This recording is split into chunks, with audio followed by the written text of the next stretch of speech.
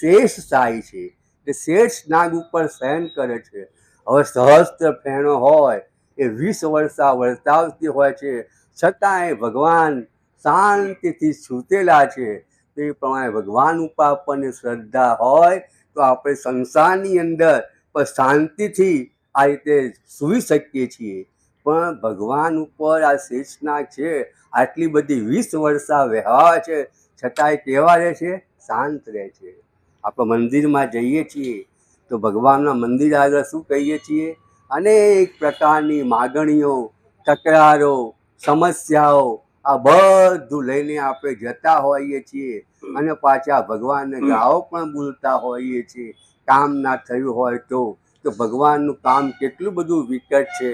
આખા સૃષ્ટિનું ભલું પણ કરવાનું અને લોકોની ગાળો પણ સાંભળવાની. એટલે આ બધી કેટલી બધી 20 વર્ષા થઈ ગઈ. તમે એકાદ દિવસ ભગવાનની જેમ તમે ઊભા રહો ને તો તમને ખબર પડે કે ભગવાન બનવું કેટલું અઘરું છે. તમારે એમને ઊભા રહો બરાબર તો લોકો પેંડા આપે, સાકર આપે, પછી સ્થિર તમે ઊભા એટલે કશું તમારે બોલવાનું કે ચાલવાનું નહીં. તમે પ્રયત્ન તો કરી જુઓ, કારણ કે પેંડા આવે, બરફી આવે, સરસ મજાની વસ્તુઓ આવે તો તમારે આપણે ખાવાની તમને ઈચ્છા થાય. પણ આ બધું આવે તોય ખાવાની ઈચ્છા થવી જોઈએ નહીં. પાછી કીડીઓ તરત તાત્કાલિક આવી જાય. આ કીડીમાં શું છે? ત્રીજે માળે આપણે બનાવતા હોય ને તો ત્રીજે માળે પણ કીડીઓ બધી આવી જાય. તો આ બધી કીડીઓ આપણે ચટકા ભરે તો આપણી તાકાત છે કે આપણે ઊભા રહીએ? તો આ ભગવાન કેવી રીતે ઊભા રહેતા હશે? એક દિવસ તમે ભગવાન તો બની જાઓ તો આપણને ખબર પડે કે એની અંદર શું કેટલું બધું આ પ્રમાણે કઠણ પોતે વાત છે. અને ભગવાન વિષ્ણુ આપણને શું સમજાવે છે? ભગવાન વિષ્ણુના આપણે દર્શન કરીએ ને તો ચક્ર, શંખ, ગદા અને પદ્મ આ 4 વસ્તુ એમના હાથમાં હોય છે. વર્ષોથી આપણે જોઈએ છીએ કે શંખ, ચક્ર, ગદા અને પદ્મ, પણ આ જે 4 વસ્તુ છે ને એ આપણને અલગ અલગ વસ્તુ પોતે સમજાવે છે.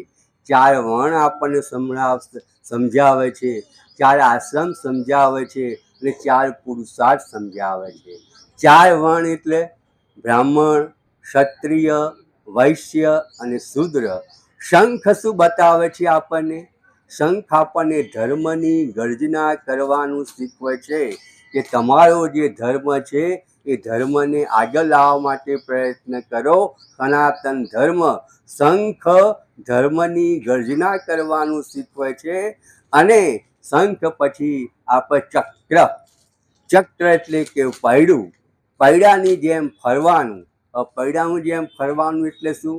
તમારા સંસ્કૃતિ પ્રચાર માટે જગતમાં ફરવું જ પોતે પડશે તો જ તમારી સંસ્કૃતિ ટકશે. એવું ચક્ર આપણને સમજાવે છે. અને ગદા શું? ગદા કઠોરતાનું સૂચન કરે છે.